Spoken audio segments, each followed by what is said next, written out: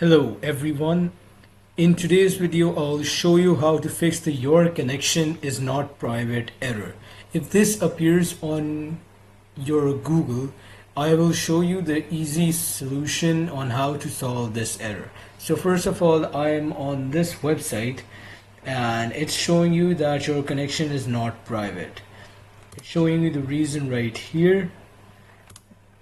The certificate is invalid for this website.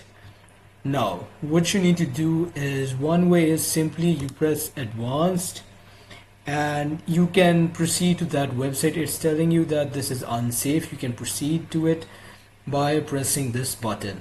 But let's say that this button isn't available for you when you're searching up a website and this error pops up. What you need to simply do is, on your keyboard, type "this is unsafe." No capital letters, no spacebar, no nothing.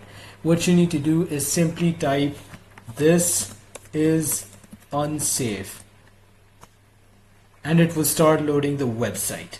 Now it has successfully loaded the website and the website that you're searching for will open up to you as well. That is the easy solution. You either type "this is unsafe" or you can be redirected to the website if they've given you the option to press the button.